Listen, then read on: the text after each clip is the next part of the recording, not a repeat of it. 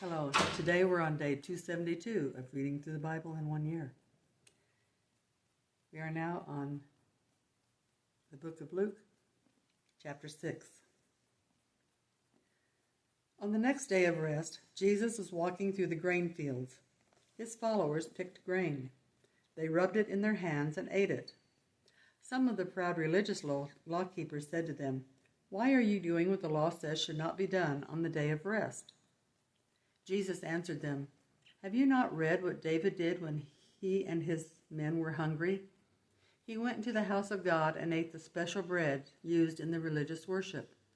He gave some to those who were here with him also. The law says only the religious leaders may eat that bread. The Son of Man is Lord of the day of rest also." On another day of rest, Jesus went into the Jewish place of worship and taught. A man with a dried-up hand was there. The teachers of the law and the proud religious law-keepers watched to see if he would heal on the day of rest. They wanted to have something to say against him. Jesus knew what they were thinking. He said to the man with the dried-up hand, "Stand up and come here." The man stood up and went to Jesus. Then Jesus said to them, "I will ask you one thing. Does the law say to do good on the day of rest or to do bad? To save life or to kill?" Jesus looked around at them all and said to the man, "Put out your hand." He put it out and his hand was healed. It was as good as his other hand. The teachers of the law and the proud religious law-keepers were filled with anger. They talked with each other about what they might do to Jesus. One day Jesus went up on a mountain to pray. He prayed all night to God. In the morning he called his followers to him. He chose 12 of them and called them missionaries. There were Simon, whom he also named Peter, and his brother Andrew. There were James and John, Philip and Bartholomew, Matthew and Thomas. There were James the son of Alphaeus, and Simon the Canaanite.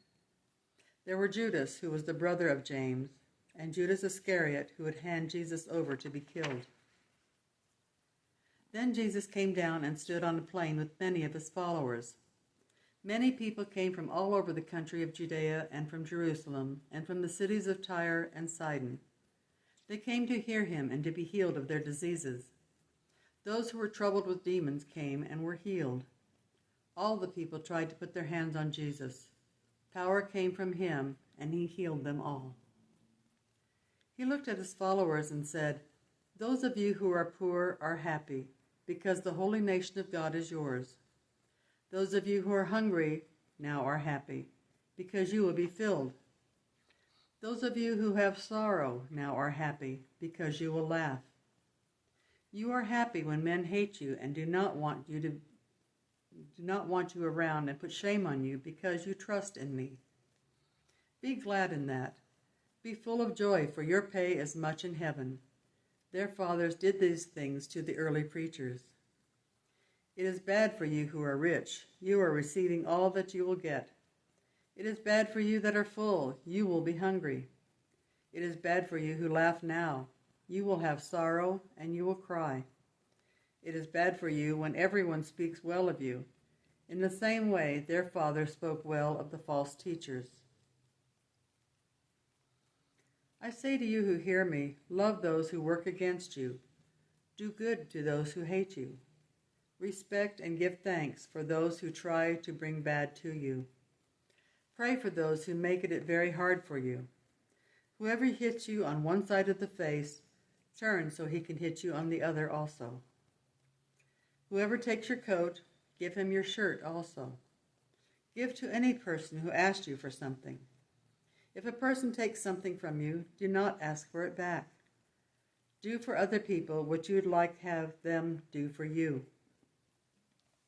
If you love those who love you, what pay can you expect from that? Sinners also love those who love them. If you do good to those who do good to you, what pay can you expect from that? Sinners also do good to those who do good to them. If you let people use your things and expect to get something back, what pay can you expect from that? Even sinners let sinners use things, and they expect to get something back. But love those who hate you. Do good to them. Let them use your things, and do not expect something back. Your pay will be much. You will be the children of the Most High. He is kind to those who are not thankful and to those who are full of sin. You must have loving kindness just as your Father has loving kindness. Do not say what is wrong in other people's lives. Then other people will not say what is wrong in your life. Do not say someone is guilty. Then other people will not say you are guilty.